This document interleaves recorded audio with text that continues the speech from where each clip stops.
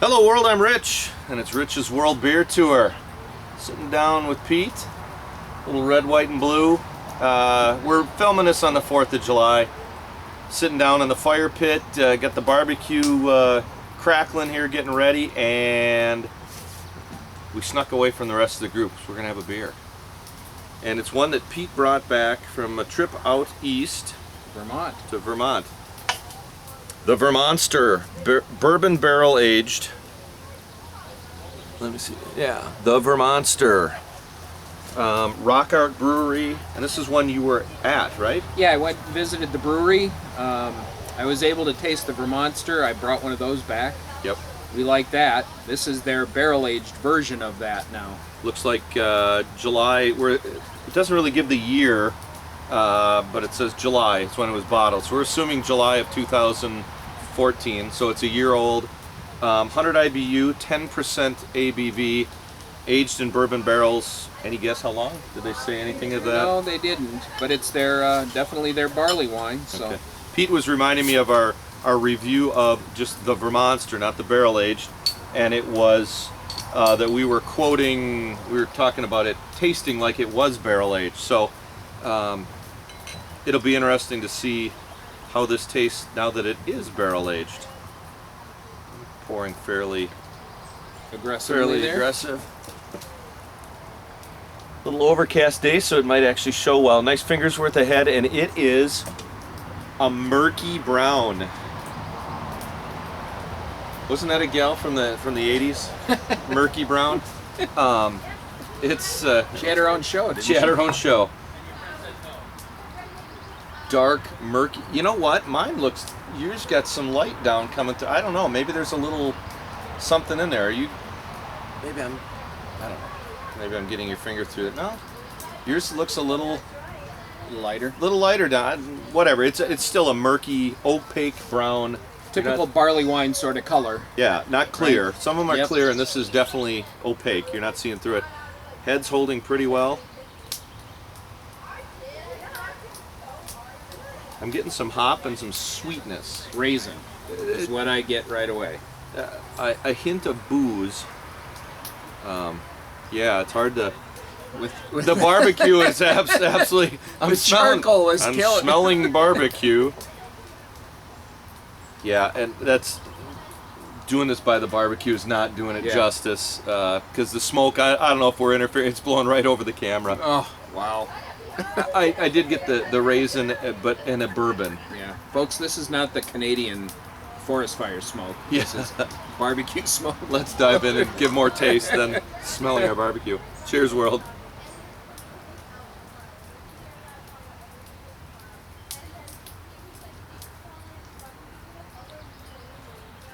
I taste bourbon and oak. There's a maybe that's hop at the end instead of oak. There's a little bitterness. Bitterness at the end, but it came across as an oaky bitterness versus a. So maybe this charcoal is helping give it a little more of a. It is mesquite. Mesquite we're gonna be cooking on.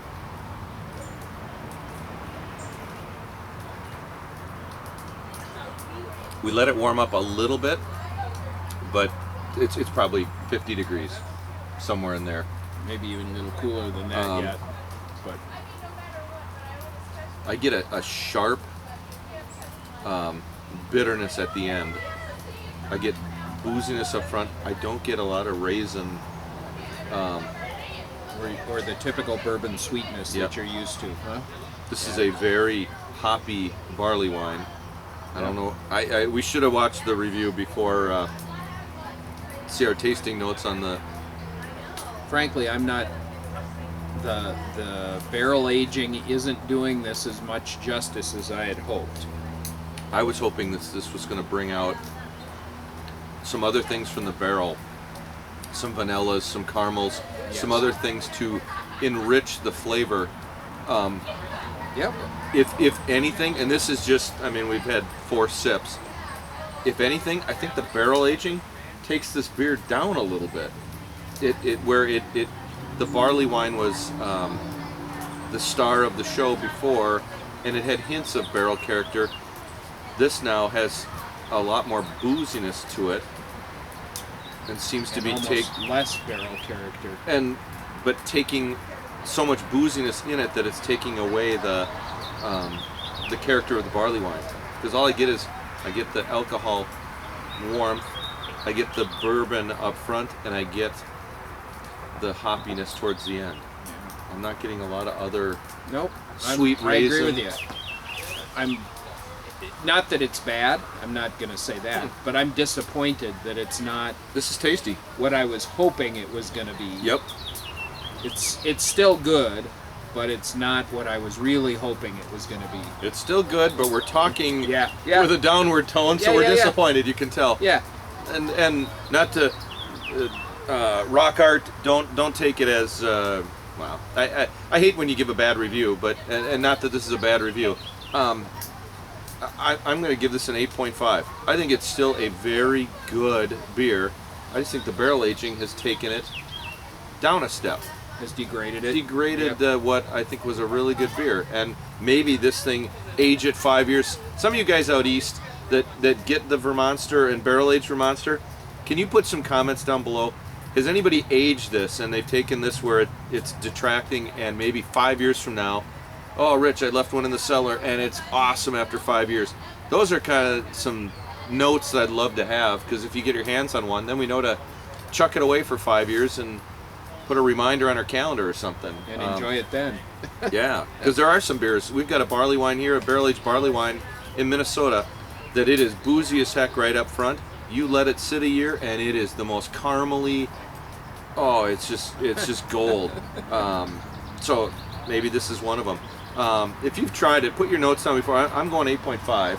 Yeah, and I would say this about somewhere the same. 8.75, yeah. Yep. A great beer, or a very good beer, but not a great beer, where I think we were pretty high on the regular Vermonster. So yeah, I gotta go back and watch it. Put your notes down below. Let us know if you've tried this, or if you've had similar experiences. Thanks for watching the show, gang. Sharing another beer with us. The Vermonster Bourbon Barrel Aged Rock Art Brewery in, I don't know my glasses. It's in Morrisville, Vermont. Morrisville, Vermont. That's what you're looking for, or if you're out at the brewery. Thanks for sharing another beer with us. Cheers, world. Cheers.